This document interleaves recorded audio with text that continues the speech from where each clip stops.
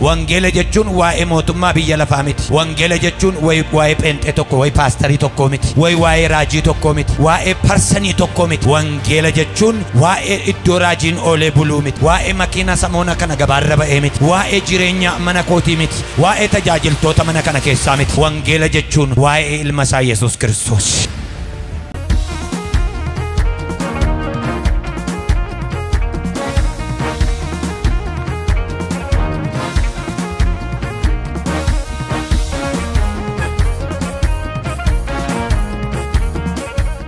Sembra jiru nagam mana kee galeera jedhani waa'ee dhuma isaan xiqqoose isinitti dubbadha. Waa'ee dhuma nagaa kana yookaan immoo hangafa nagaasa ta'e waa'ee Yesuus, waa'ee wangeela nutti kenname, wangeela dubbachuun dhufe, wangeela dhaga'uu kan dhufe yoo jiraate tan dubbadha. Mee wangeela dhaga'uu kan dhufe baqqaanis wangeela dubbachuun dhufe. Wangeelli kun waa'ee ilma isaa Yesuus Kiristoos. Wangeelli waa'ee biddeenaa miti. Wangeelli waa'ee hojii miti. Wangeelli waa'ee balbala banuuf balbala cufuu miti. Wangeelli waa'ee warra pheenxee kana miti. Wangeela jechuun waa'ee Yesuus Kiristoos. Wangeela jechuun waa'ee mootummaa biyya lafaa miti. Wangeela jechuun waa'ee pheenxee tokko, waa'ee paastarii tokko miti, waa'ee raajii tokko miti, waa'ee parsanii tokko miti. Wangeela jechuun waa'ee iddoo raajiin oolee buluu miti, waa'ee makiina samoona kana gabaarra ba'ee miti, waa'ee jireenya mana kootii miti, waa'ee tajaajiltoota mana kana keessaa miti. Wangeela jechuun waa'ee ilma isaa Yesuus Kiristoos. ወንጌል ስለ ልጁ ነው። ወንጌል ስለሆነ ፐርሰን አይደለም። ወንጌል ስለ ጴንጤዎች አይደለም ወይም ደግሞ ስለ ምድራዊ ቁስ አይደለም። ወንጌል ስለ ሰሞኑን አዲስ ስለተፈበረከው ስለወጣው የሆነ ግዙፍ መኪና አይደለም። ወንጌል ማለት ስለ ሰሞኑ ጭቅጭቅ አይደለም። ወንጌል ማለት ስለ ተሰቀለው፣ ስለ ሞተው፣ ሞትን ድል ነስቶ በአብ ቀኝ ስላለው፣ ደግሞ ስለሚመለሰው፣ ስለሚወስደን፣ ስለ እውነተኛው ሙሽራ ሙሽሪቷን መጥቶ ስለሚወስዳ ስለ ኢየሱስ ክርስቶስ ነው። ጩና አሜን በሉኝ በኢየሱስም አሜን። ወንጌል ስለ ልጁ ነው። ወንጌል ስለ እግዚአብሔር በግ ለሰው ልጅ መዳን ሲባል ዋጋ ስለከፈለው፣ በጎልጎታ ላይ እርቃኑን ስለቆመው፣ ስለኔና ስለናንተ በቀን በአደባባይ በሜዳ ላይ ተወልዶ በሜዳ ላይ ተገርፎ በሜዳ ላይ ተሰቅሎ በአደባባይ ላይ ሞቶ በአደባባይ ላይ ስለተነሳው በአደባባይ ላይ ስለአረገው በአደባባይ ላይ ተመልሶ ስለሚመጣው ስለ ናዝሬቱ ኢየሱስ ነው። ጩና አሜን በሉ ባክ አሜን። ዋይ ሰድሬረት ቀለቴ ዋይ ሰድሬረት ገረፈሜ ዋይ ሰድሬረት ቁላቡሴ ዋይ ሰድሬረት ፈንፈሜ ዋይ ድሬረት ሰዱዌ ድሬረት ዱዋከዬ ድሬረት ቶ ነሞኒ ላለን ኤርገሞኒ ዱፈኒ ቡተኒ ዴማኒ ኤርገሞ ታወጅኒ ሰኦል ቡተሜ ዋይ ሰድሬረት ዴቤ ፍርዲዳፍ ዱፉቲ ወንጌል ወንጌል ዋይ ብዴናሚት ወንጌል ዋይ ብየሆጅ ተማጅሩሚት ወንጌል ዋይ ሆጂ ከሰኒሚት ወንጌል ዋይ ጴንጦ ተበረሰናሚት ወንጌል ዋይ ጴንጦ ተበረሰናስሚት ወንጌል ዋይ ኢልመሳ ኢየሱስ ክርስቶስ ወንጌል ዋይ ሰዋይል ማንማቲፍ ገቲባሰቲ ወንጌል ዋይ ምስርቸ ሰከለሰ ደሜ ሰቦርዴ ቤዱፉቲ አሜን ሃሌሉያ አሜን። ይያት ወንጌል አይዳ ወንጌል ሮሜ በቆናቶ ለኮፍስ አፉረጅራ ኢኒ ዋይ ኢልማ ኢሳ አከፎኒት ሰኝ ዳዊት ከሳ ዳለቴ ዱባት አከ ቁልቁሉማ ኢሳ አፉራትሞ ወረዱ አንከሳ ከውዳ ጎፍታን ኬኛ ኢልሚ ዋቀዮ ኢየሱስ ክርስቶስ ኢልማ ዋቀዮ ተውንሳ ሁምናን ቤክሲፈሜራ ኡልፊና መቃ ኢሳቲ ሳባላፋ ኢራ ሁንዱማ ገራ አመንቲ አያን ኤርገሞተ ተው ኢሱማን አከ ወንጌልቸሞ ለለብኑ ነው ከነሜራ ይህ ወንጌል በስጋ ከዳዊት ዘር ስለተወለደው እንደ ቅድስና ወንጌል ስለሙታን መነሳት የተነሳ በኃይል የእግዚአብሔር ልጅ ሆኖ ስለተገለጠው ስለ ልጁ ነው። እርሱም ስለ ክርስቶስ ነው። አሜን። ወንጌል ልኩን ዋይ ኢልማ ዋቀዮ ኢሳ አከፎኒት ሰኝ ዳዊት ከሳ ዳለቴ ዱፌ አከ ቁልቁሉማ ኢሳ ከናፉራት እሞ ወረዱ አንከሳ ከውዳን ኢየሱስ ክርስቶስ ጎፍታን ኬኛ ኢልማ ዋቀዮ ተውንሳ ኢሳ ኡምናን ቤክሲፈሜሳ ወንጌል ጀቹን ዋይ ኢልማ ዋቀዮቲ ዋይ ኢሳ ኢልማን ነማቲፍ ዱዌ ዱአሞ አፉረ ቁልቁሉዳን ካፈሜ ሐረሞ ዋይ ኢሳ አከዱበኑፍ አፉረ ኤርገሞታ ኢሳ ነው ኤርጌ ዋይ ኢየሱስ ክርስቶስ ይህ ወንጌል በስጋ ከዳዊት ዘር ስለተወለደው ወንጌል ሊኩን ፎኒን ሰኚ ዳዊት ኬሳ ነመታዬ አከደለቱ ኢሰጎዳሜ ወንጌል ሊኩን ዋኤሰ ኢልማን ነማቲፍ ኦላ ቀልማፍ ቆጳዬ ኦላ ፋሲጋታዬ ኢሰዱዌ አፉረ ቁልቁሉዳን ኦጋንሳ አፉረ ቁልቁሉንቲ አንገፈታዬ ዱዋ ግዱዳ ኢሰከዬ ኢሳ ኢልማ ዋቀዮ ጀደሜ ዋኤሳቲፍ እሞ ነሞኒ ገራ አመንቲት akka dhufaniif isa godhame sana wangeela jechuun waa'ee masiisa jiraata wangeela jechuun waa'ee Kiristoos wangeela jechuun waa'ee Kiristoos fooniin akka namaatti fooniin sanyii Daawit keessaa dhalate akka fuuraatti immoo ilma Rabbii tokkicha Yesuus masiisa jiraata jedhamee du'aa moo'ee isa mirga abbaa jiruuti wangeela jechuun isa kanaa ይህ ወንጌል በስጋ ከዳዊት ዘር ስለተወለደው እንደ ቅድስና መንፈስ ግን ከሙታን መነሳት የተነሳ በኃይል እግዚአብሔር ልጅ ሆኖ ስለተገለጠው ስለ ክርስቶስ ስለ ሰው ልጅ አይደለም ስለ ጳውሎስ አይደለም ወንጌል ስለ ሐዋርያት አይደለም ወንጌል ስላሉት ጴንጤዎች አይደለም ወንጌል ስለ ሰው ልጅ አይደለም ወንጌል ስለ እግዚአብሔር ልጅ ስለ ናዝሬቱ ኢየሱስ በስጋ ከሆነ ከዳዊት ዘር ስለተወለደው በሰውኛ ከሆነ ከዳዊት ዘር ስለተወለደው ከማርያም ስለተጸነሰው በመንፈስ ስለተጸነሰው ሞት እንድል ነሶ ስለተነሳው ስለሱ ነው ወንጌል ወንጌል ማለት ተመልሶ ስለሚመጣው መሲህ ነው ወንጌል ማለት አምነን የምንድንበት ወደ እግዚአብሔር መንግስት የሚያስገባን ስለ መንፈስ ቅዱስ ስለ እግዚአብሔር ልጅ ስለ ኢየሱስ ነው ወንጌል ዮሐንስ በቆናንቶ ከከስጀ ሰገለች ጀልቀበዋን እንዱማ ዱረቱሬ ሰገሌን ኩን ዋቀዮ ብረቱሬ ሰገሌን አኔ ዋቀዮን ብረቱሬ ሲኒን ጀዱ ኩኒ ሰገለች ኦፊሳ ዋቀዮ ቱሬ እንዲ መቃንሳ ሰገሌ ጀደሜ ዋቀዮ ኩን ጀልቀቡ መጀልቀባ ቱሬ ወንቱ ህንድኑስ ኢሱማንታኤ ዋንታኤ ኬሳስ ሸመለ ካንታኤ እንጅሩ ጅሬኛቱ ኢሳ ኬሳ ቱሬ kunis ifana moota ture ifichis dukkana keessatti inibsa dukkanichi immoo ificha bira ga'uu hin danda'u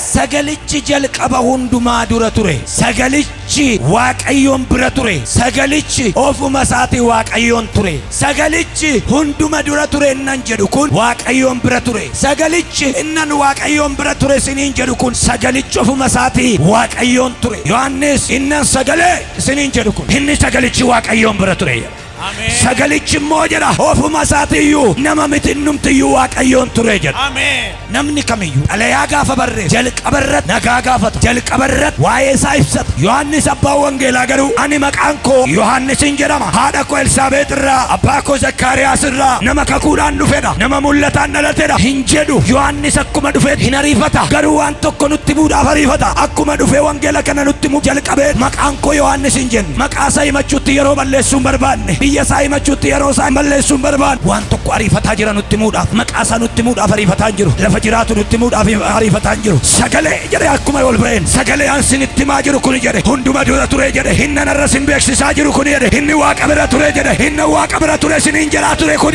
waaqayyoon ture jedha Amen Amen nami tokko Amen Amen Amen Amen Amen Amen waan nutti muudhaaf ariifata nama wayitiin waan si barsiisuudhaaf ariifatu fakkaata akka dhufeen maqaan koo egaa Yohannis jedhama waldaa akkasiin tajaajila biyya akkanaatiin dhufeen jedhe akkuma dhufeen sagalee jedhe sagaleedhaan isin wal sin barsiisa inni isaarra dhufee toon taane uumama dura ture jedhe otuun hin dhufin otoo biyyi lafaa hin uumamin kireetotu laftiin godhamin inni kireetarii ture jedhe hojjetaa olii ture jedhe gaara ture jedhe eessa waaqa bira jedha maqaan isaa sagaleedha maqaa isaa nutti himu maqaa waan biraa nutti himu maqaa tokkoon sin barsiisa jedha sagalee jedhama yaa walduu karka keessa duratti diriirsaati sagalee jedhamee maalo sagalee ara nami tokko tokko hin jiru mana kana keessa hiidhadhu sagalee sagaleen kun hunduma dura ture sagaleen kun waaqayyoon bira ture inna sagalee siniin jedhaa jiru kun ofuma isaatii waaqayyoon ture waa'ee waan biraa miti waa'ee waaqayyo sabara biraan jiraataan sinitti hima waa'ee waaqayyo sabaraan hin duune hin dulloomne sinitti hima waa'ee waaqayyo sa uumama hundumaa uume sinitti namni tokko akka dhufeen nagaa nama gaafata Yohannis garuu ariifateera nutti himuuf waa'ee uumaa kanaa nutti himuuf waa'ee waan inni uumeef waa'ee uumaa kanaa nutti hima sagalechi waaqayyoon bira ture eenyu sagaleen gaafa jettanu sagalechi ofuma isaatii waaqayyoon ture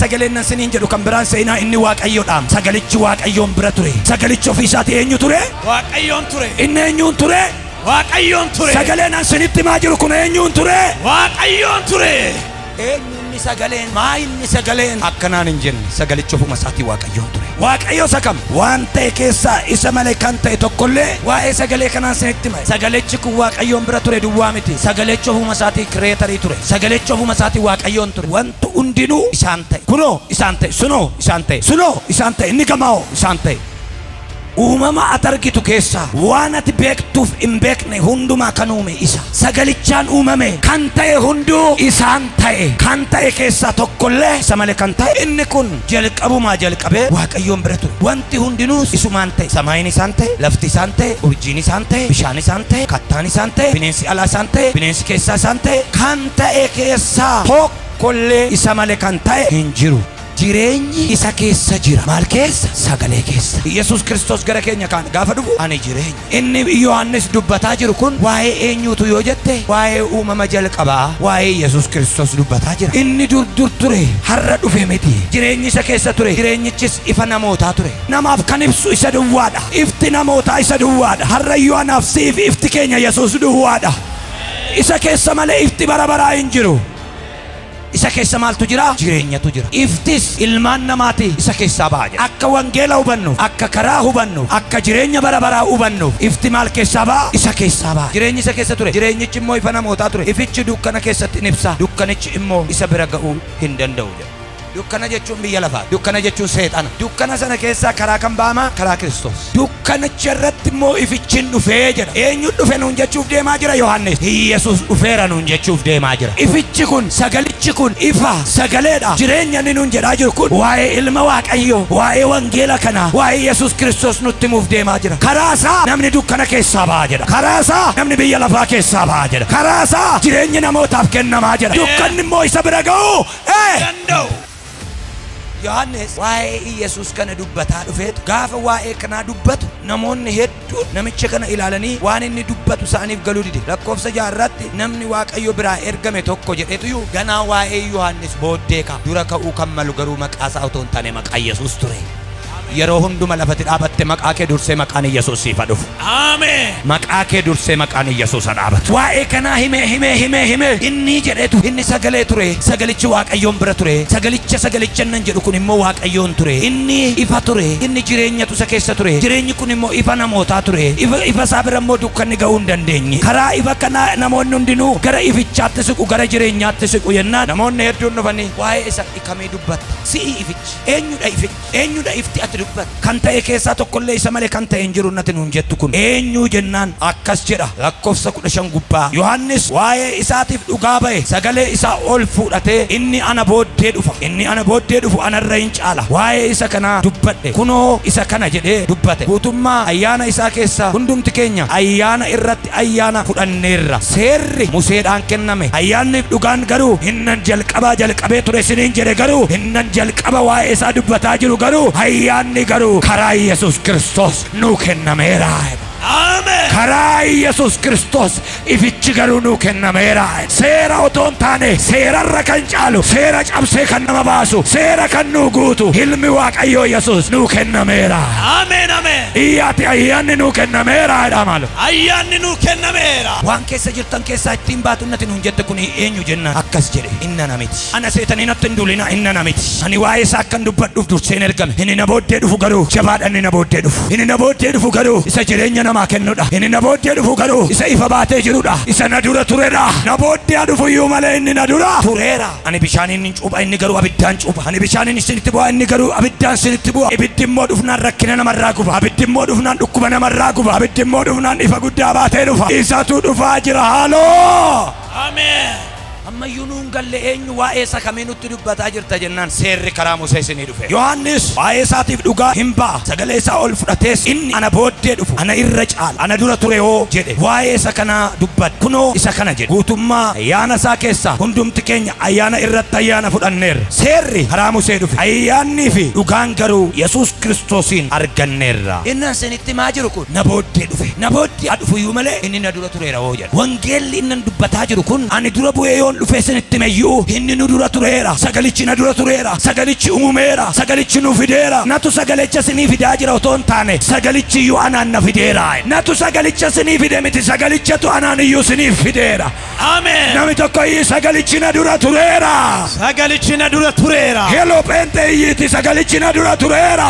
Sagalichi na dura tureera. Yohannis akkas waa'ee koo isinitti otoo hin taane wangeela jechuun waa'ee koo miti. Wangeela jechuun waa'ee amantiidhaan dhufuu koo miti. Wangeela Wangela jechuun waa'ee Zakkaariyaas irraa dhalachuu koo miti. Wangela jechuun ati haati koo nama jabdu Elsaabeet jedhamu ishee miti. Wangela jechuun isa Museen barreesse sanas miti. Wangela jechuun ayyaanaaf dhugaa sabaatee dhufe. Ayyaanicha nuu baatee inni dhufe Yesuus Kiristoos ilma Waaqayyoo jedhama. Ameen. Namni tokko iyyiti ayyaana irratti ayyaana jedhi maal?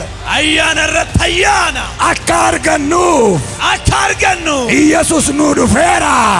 Yesuus nuu dhufeera. Wangela sila Kiristoos. Waa'ee namicha wangeela lallabaa jiru otoo hin taane hinna nama sinitti maa jiru na booddee dhufannan siniin jedhe na dura ture hooya. Na booddee dhufan siniin jedhe malee waa'ee isaan dhugaa sinii ba'aa jira malee hinnoo na dura iyyuu tureera. Jalqabumatti akkan sinitti mennoo jalqabarra iyyuu tureera. Jalqaba uumaa waan hundumaa uumamni hundinuu uumame hundinuu harka isaatiin uumame jedha. Kan uumame keessaa kan isaaniin uumamne tokkollee isa maleen dhufe kan jedhu tokko hin jiru. Harka keessa irraa isaati inni nu dura ture jedhame maaloo. Inni nu dura tureera. Dabalaati inni gooftaadha jedhame maaloo. Inni gooftaadha. Boonni Faroosonni saduuqon waa'ee seera Musee baay'ee ilaalcha guddaa qabu. Musee jechuun Israa'eloota keessatti maqaan isaa kanaan namni hin taa'u. Hundi namaa ol ka'ee reeffa isaatiif sagade. Museen nama Waaqayyoo waan ta'eef butamee bade. Musee jechuun nama salphaa miti. Nama dhagaa rukutee bishaan budduqsee ijoollee isaa obaase. Gaafa isaan beelaanu abbaa jedhee nama samaa irraa mannaa roobsedha. Musee jechuun nama salphaa miti. Galaana diimaa keessatti sabaa wajjiniin isa deemaa ture. Lafa onaa qoraattiif koronchiitii keessa isa deemaa ture. Yeroo isaan abdii kutatan ayizoo Waaqayyoon nutti himee nu duuka jira nama jedhaa ture. Saba du'aa ture, saba badaa ture, nama fuudhee ba'eera. Sabni Israa'el Museedhaaf iddoo guddaa qabu. Yohaannis akkas jedhaa ture. Wangeela jechuun waa'ee Kiristoos. Wangeela jechuun waa'ee ilma Waaqayyoo. Wangeela jechuun waa'ee wangeela isa kamii nutti himta jedhan. Wangeelli nu beenu Museedha. Wangeelli nu gale kan nu garaa keenya keessa dhuunfatee jiru Museedha jenna. Karaa Musee seeratu kenname. Karaa Yesuus Kiristoos garuu ayyaanaaf dhugaan nuu kennameera.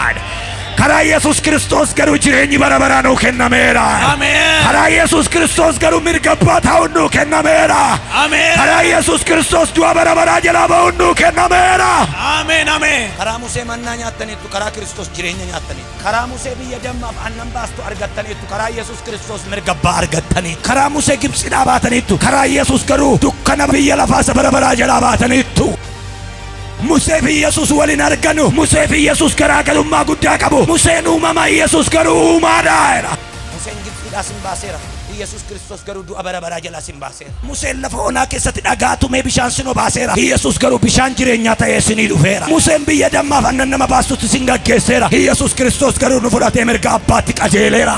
Ameen. Ameen. Ani Kiristoosin qabadhee ayyaanomeera.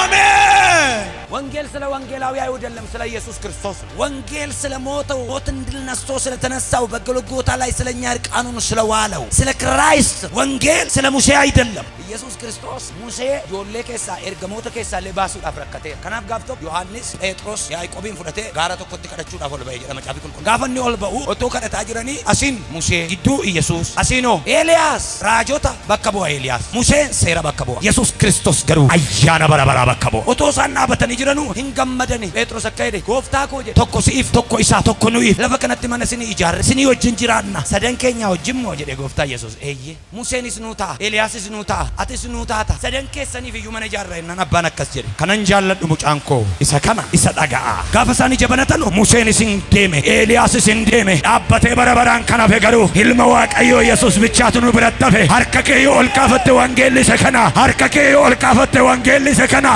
Museen nu gatee deemeera Elias nu gatee deemeera ilmi Waaqayyoo ayyaana irratti ayyaana nu kenna ilmi Waaqayyoo jireenya bara baraa nu kenna ilmi Waaqayyoo ifa bara baraa nu kenna bara baraan nu biratti hafeera Ameen. Ameen. Ameen. Ameen. ibsu ija gidduutti Museen meede Eliyaasም meede ኢየሱስ ክርስቶስ ቀረ ብድግ ሲሉ የታለ ሙሴ የታለ ኤልያስ ስሙኝማ ሙሴ እንዳትሉ ከዚህ በኋላ ኤልያስ እንዳትሉ ከዚህ በኋላ ሊባልለት የሚገባው ሊባልለት የሚያምርበት የናዝሬቱ ኢየሱስ ብቻ ነው ስለዚህ ከዚህ በኋላ ኤልያስ አይባልም ስለዚህ ከዚህ በኋላ ሙሴ አይባልም እና ማን ይባላል ኢየሱስ ይባላል ወንጌል ስለ ሙሴ አይደለም ወንጌል ስለ ኤልያስ አይደለም ወንጌል ስለ ዮሐንስ አይደለም ወንጌል ስለ ተዘቀለው ስለ ክርስቶስ ወንጌል ማለት በዚያ ዘመን ስለኛ የተገረፈው ኢየሱስ ወንጌል ማለት ተመልሶ ስለሚመጣው ክርስቶስ ነው ከነንጃለዱ ኢልሚኮ ይሰከና በርሲን ሙሴ ተደገሰኑ ጦሙራሜራ በርሲን ኤልያስን ተደገሰኑ ጦሙራሜራ ሐራካሴ ገሩ ይሰዳጋ ሐራካሴ ገሩ ኢየሱስ ይናጋ ይሰከራን ይሰጅሬኝን ይሰከንስን ብረታፈ ካንስኒ ወጅኒ ናፉ ይሰዱዋዳ